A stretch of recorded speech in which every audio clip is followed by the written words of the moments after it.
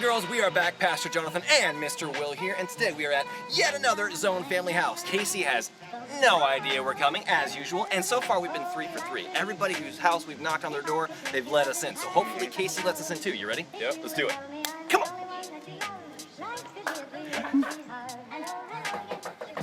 Hello!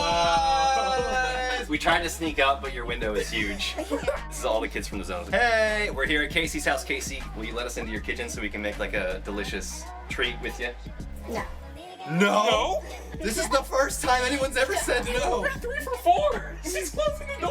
Oh, okay, it was a joke. It was a joke. Oh, phew. All right, let's go, guys. Well, boys and girls, we are here in Casey's kitchen. I love your kitchen. And today we are going to be making Ice cream sundaes. And here is what you'll need. Ice cream. Waffle cone bowl. Chocolate syrup. Diced walnuts. Sprinkles. Maraschino cherries. Boys and girls, we've had some amazing treats this month on ZTV, but I gotta say, nothing tops ice cream. You just can't beat it. So real quick, on the count of 3, I want you to yell out your favorite ingredient in an ice cream sundae. You got it? You ready? Here we go. 1, 2, 3, boom.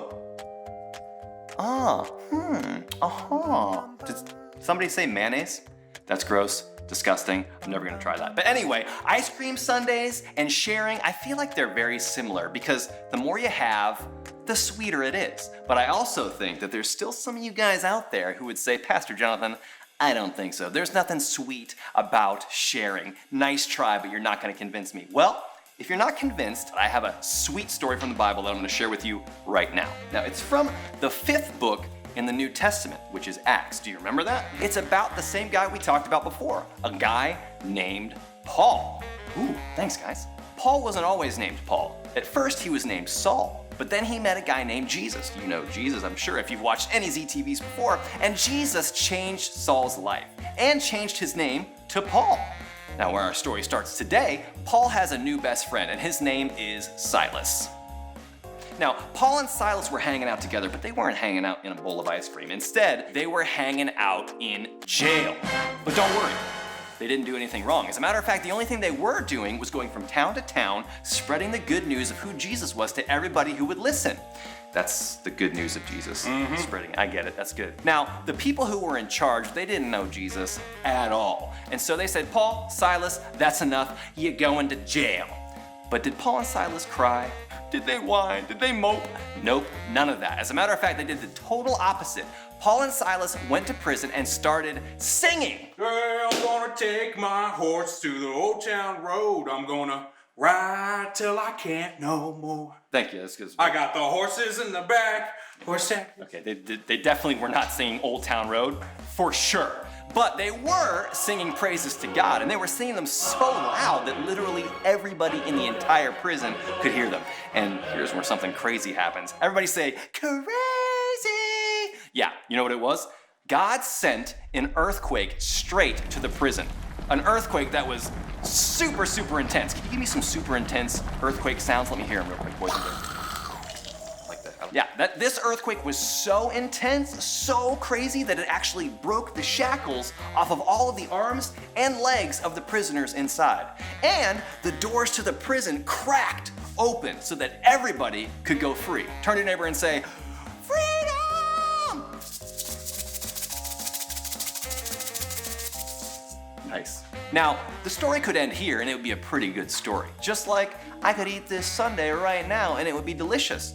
But boys and girls, sit up straight and tall, because there's one thing about this story that makes it much, much sweeter.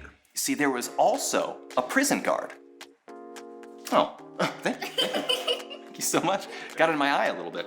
This is the prison guard, okay? Use your imagination. Now, this prison guard, when he saw that all the prisoners were escaping, he was really scared. He knew he would be in big, big trouble. And as a matter of fact, the Bible says that he was about to fall on his own sword and die. But Paul and Silas saw it and they said, wait! Now, why do you think Paul and Silas told the prison guard to wait?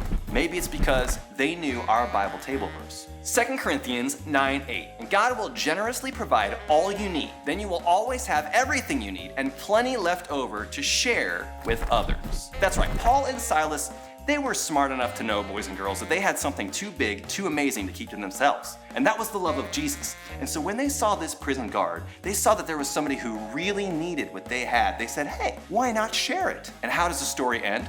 Well, this prison guard took Paul and Silas to his house and introduced them to his entire family. And guess what? They baptized the entire family. Everybody say, the entire family? What? I know. It's a great ending to an amazing story. It actually is the cherry on top. Now, what about you, boys and girls? Now, I know you have to share when your parents tell you to, or when other grown-ups say that you should, but would you do what Paul and Silas did? Would you share even if you didn't have to? Would you share even if nobody told you to? Would you share just because? See, there's a whole world of kids out there who need to see exactly who Jesus is. And by you sharing, you could demonstrate that love to them.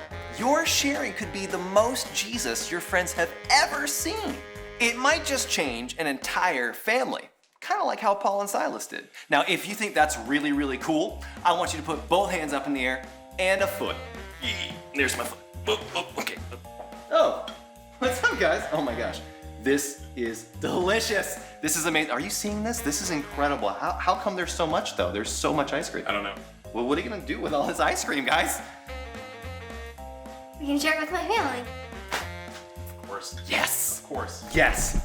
This looks so good, but don't worry, we wouldn't just sit here and eat ice cream and not share any with you. That would be so messed up. We are gonna actually share ice cream with every single one of you. Yay for that, that's pretty exciting. Now before we dig in, let's do our big idea one last time. Okay, now this is the last time we're doing it, so it's gotta be extra loud. Up on your feet, get the energy going. Come on, here we go. On the count of 3, the whole family's gonna do it with us. You guys ready? 1, 2, 3. God gives it, I share it. Oh, that was the best one yet. Good job, everybody. Thanks so much. Never gonna give